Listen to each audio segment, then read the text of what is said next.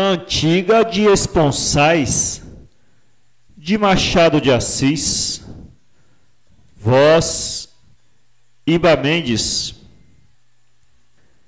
Imagina a leitora que está em 1813, na Igreja do Carmo, ouvindo uma daquelas boas festas antigas, que eram todo o recreio público e toda a arte musical. Sabem o que é uma missa cantada. Podem imaginar o que seria uma missa cantada daqueles anos remotos. Não lhe chamam a atenção para os padres e os sacristães, nem para o sermão, nem para os olhos das moças cariocas, que já eram bonitos nesse tempo, nem para as mantilhas das senhoras graves, os calções, as cabeleiras, as sanefas, as luzes, os incensos, nada. Não falo sequer da orquestra, que é excelente. Limito-me a mostrar-lhes uma cabeça branca, a cabeça desse velho que rege a orquestra, com alma e devoção. Chama-se Romão Pires. Terá 60 anos, não menos. Nasceu no Valongo, ou por esses lados. É bom músico e bom homem. Todos os músicos gostam dele. Mestre Romão é o nome familiar. E dizer familiar e público era a mesma coisa em tal matéria e naquele tempo. Quem rege a missa é Mestre Romão. Equivalia a esta outra forma de anúncio anos depois. Entra em cena o autor João Caetano, ou então o ator Martinho cantará uma de suas melhores áreas. Era o tempo certo, o chamariz delicado e popular. Mestre Romão rege a festa. Quem não conhecia Mestre Romão, com seu ar circunspecto, olhos no chão, riso triste e passo demorado? Tudo isso desaparecia à frente da orquestra. Então a vida derramava-se por todo o corpo e todos os gestos do mestre. O olhar acendia-se, o riso iluminava-se. Era outro. Não que a missa fosse dele. Esta, por exemplo, que ele rege agora no Carmo, é de José Maurício. Mas ele rege-a com o mesmo amor que empregaria se a missa fosse sua. Acabou a festa. É como se acabasse um clarão intenso e deixasse o rosto apenas alumiado da luz ordinária. Ele que desce do coro, apoiado na bengala. Vai à sacristia beijar a mão aos padres e aceita um lugar à mesa do jantar. Tudo isso indiferente e calado. Jantou, saiu, caminhou para a rua da Mãe dos Homens, onde reside com o preto velho, pai José, que é a sua verdadeira mãe e que neste momento conversa com uma vizinha. Mestre Romão lá vem, pai José, disse a vizinha. Adeus, sinhá, até logo.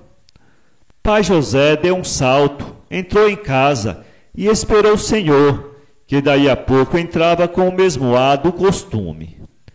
A casa não era rica naturalmente, nem alegre. Não tinha o menor vestígio de mulher, velha ou moça, nem passarinhos que cantassem, nem flores, nem cores vivas ou jucundas. Casa sombria e nua. O mais alegre era um cravo, onde o mestre Romão tocava algumas vezes estudando. Sobre uma cadeira ao pé, alguns papéis de música, nenhuma dele. Ah, se mestre Romão pudesse, seria um grande compositor. Parece que há duas sortes de vocação, as que têm a língua e as que a não têm. As primeiras realizam-se, as últimas representam uma luta constante e estéril entre o impulso interior e a ausência de um modo de comunicação com os homens. Romão era destas. Tinha a vocação íntima da música. Trazia dentro de si muitas óperas e missas, um mundo de harmonias novas e originais que não alcançava exprimir e pôr no papel. Esta era a causa única de tristeza de mestre Romão. Naturalmente, o vulgo não atinava com ela. Uns diziam isto, outros aquilo. doença, falta de dinheiro, algum desgosto antigo. Mas a verdade é esta: a causa da melancolia de Mestre Romão era não poder compor, não possuir o meio de traduzir o que sentia. Não é que não rabiscasse muito o papel e não interrogasse o cravo durante horas, mas tudo lhe saía informe, sem ideia nem harmonia. Nos últimos tempos tinha até vergonha da vizinhança e não tentava mais nada. E, entretanto, se pudesse, acabaria ao menos uma certa peça, um canto esponsalício, começado 3 dias depois de casado, em 1779. A mulher, que tinha então 21 anos e morreu com 23, não era muito bonita, nem pouco, mas extremamente simpática, e amava-o tanto como ele a ela.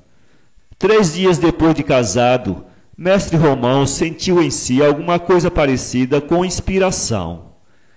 Ideou então o canto esponsalício e quis compô-lo. Mas a inspiração não pôde sair.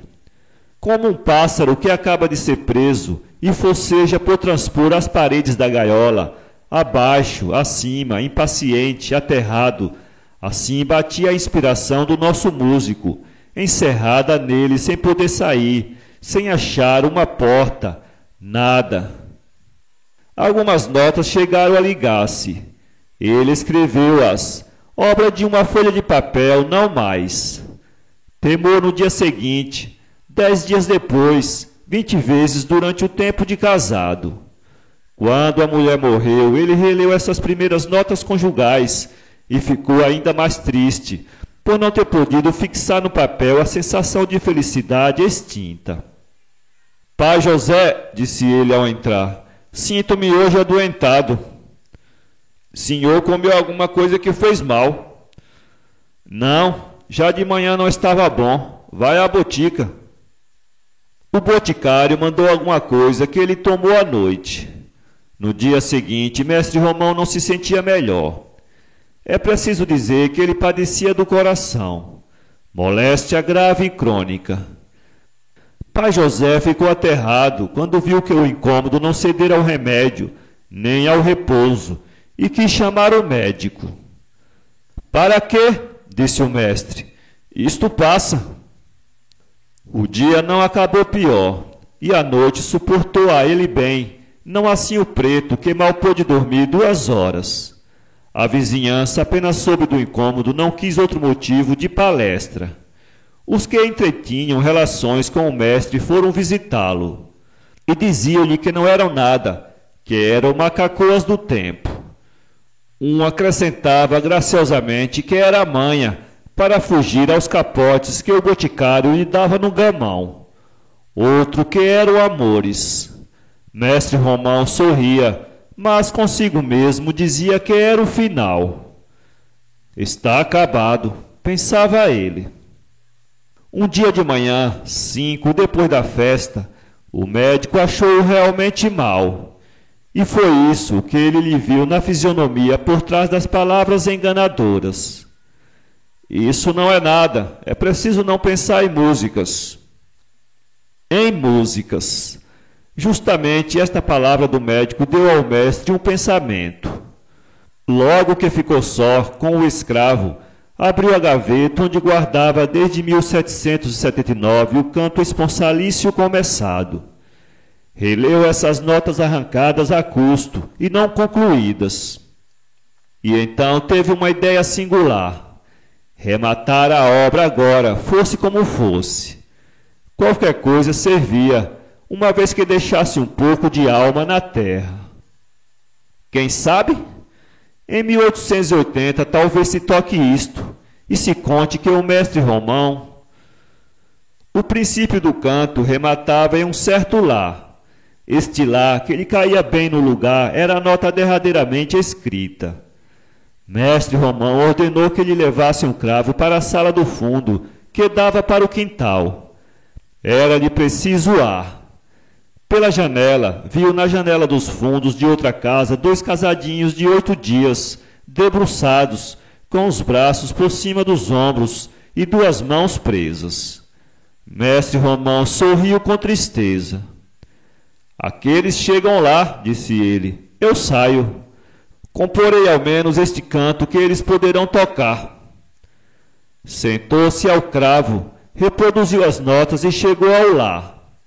Lá, lá, lá. Nada, não passava adiante. E contudo ele sabia a música como gente.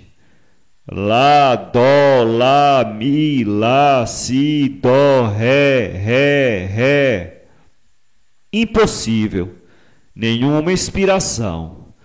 Não exigia uma peça profundamente original, mas enfim alguma coisa que não fosse de outro e se ligasse ao pensamento começado.